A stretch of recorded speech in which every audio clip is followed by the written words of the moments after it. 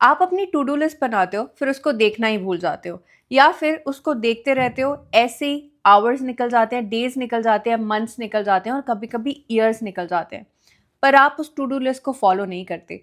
जो आपने कमिटमेंट खुद के साथ करी है उसको भी फॉलो नहीं करते। आप ये बोलते हो कि मैं इसको कल कर लूँगा, ये मैं कल फिनिश कर दूँगी, पर वो कल कभी आता ही नहीं है। अगर आप अपना आज फिक्स नहीं कर सकते, तो आप अपना कल भी फिक्स नहीं कर सकते। और ऐसे ही आप एक दिन उठोगे और सोचोगे कि मैंने कितना टाइम वेस्ट कर दिया। वो रिग्रेट अगर आप नहीं करना चाहते, तो आपको आज से ही चीज़ें करनी स्टार्ट करनी पड़ेंगी। ये बहुत फ़ेमिलियर साउंड कर रहा होगा, राइट? क्योंकि ये सिर्फ़ एक इंसान की स्टोरी नहीं है, हर किसी की स्टोरी है जो अपने आप को कमिटमेंट देके उसको पूरा नहीं करता।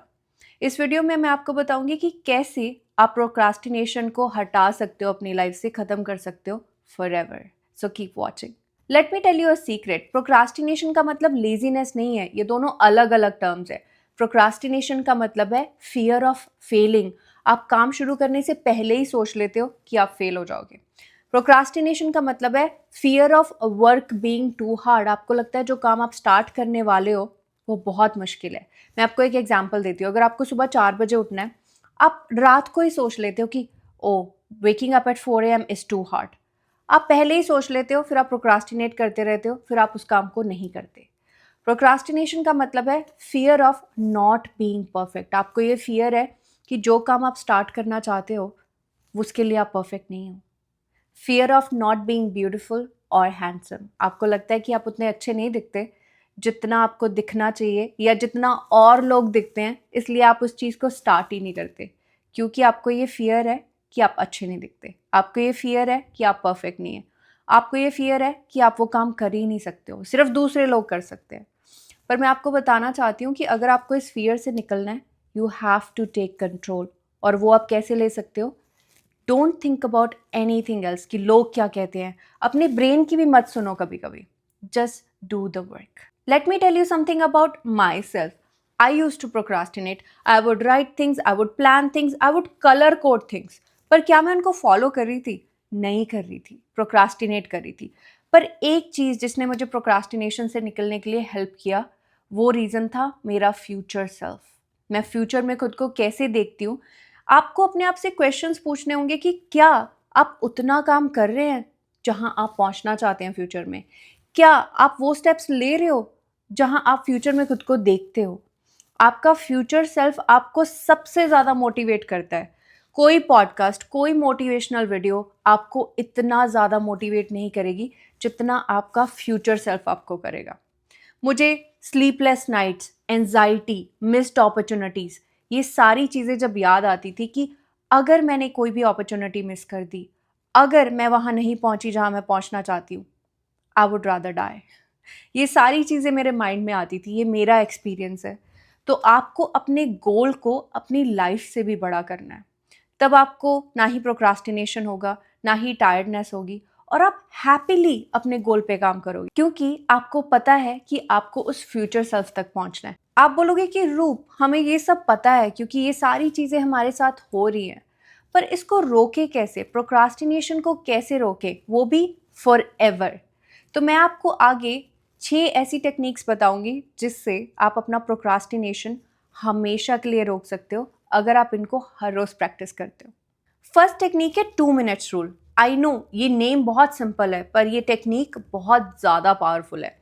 लेट्स से आपने वर्कआउट करने का प्लान किया, आपने जिम जाने का प्लान किया, पर आपने 99.9% अपना माइंड बना लिया है कि आपको नहीं जाना, आपको ये चीज़ नहीं करनी, आप प्रोक्रास्टिनेट कर रहे हो। एटलीस्ट जिम के कपड़े पहनो।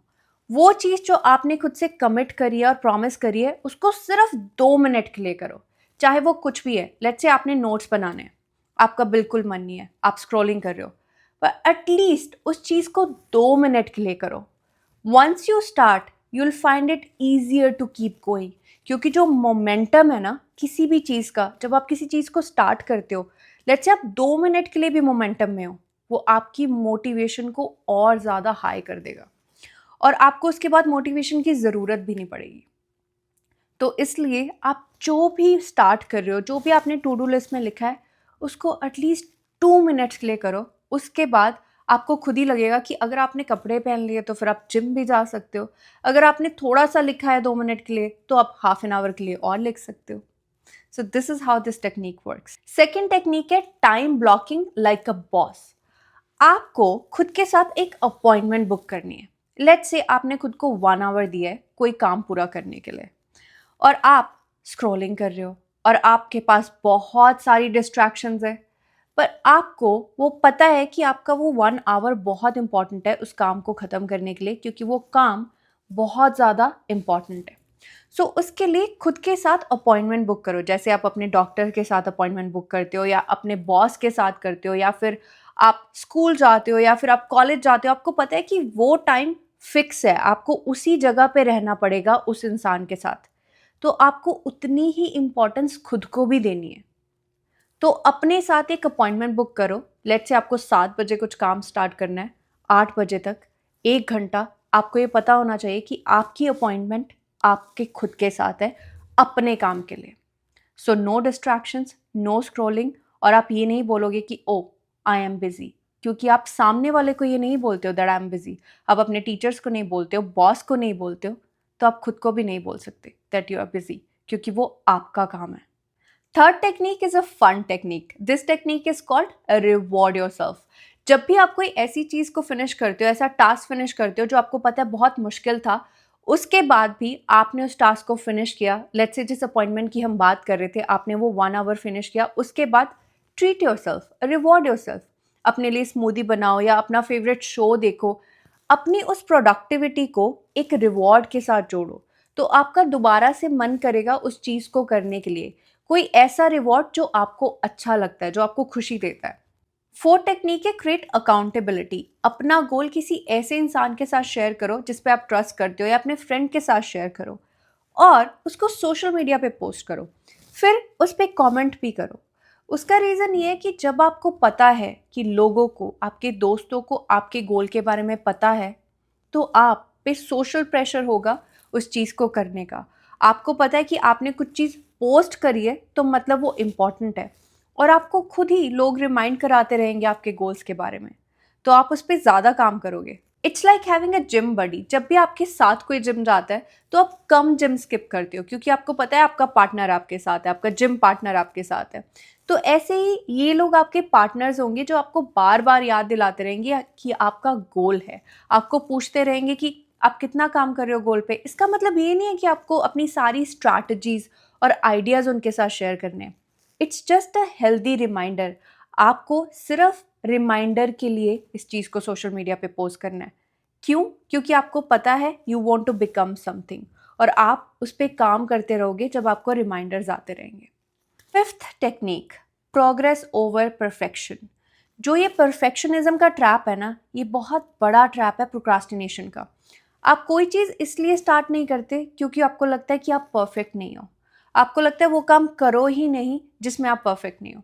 पर let me tell you something, अगर आप कोई चीज़ स्टार्ट नहीं करोगे तो मतलब फेलियर नहीं देखोगे। फेलियर नहीं देखोगे तो आप कुछ सीखोगे नहीं, तो आप लाइफ में आगे ही नहीं बढ़ोगे।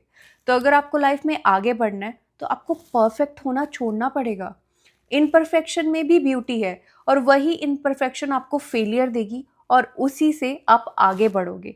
जिस सक्सेस में फेलियर नहीं है उसमें लर्निंग्स भी नहीं है, तो वो आपको अच्छा इंसान नहीं बना सकते, और आप परफेक्ट बन ही नहीं सकते क्योंकि आपने स्टार्ट ही नहीं किया इस फियर से कि आप परफेक्ट नहीं हो।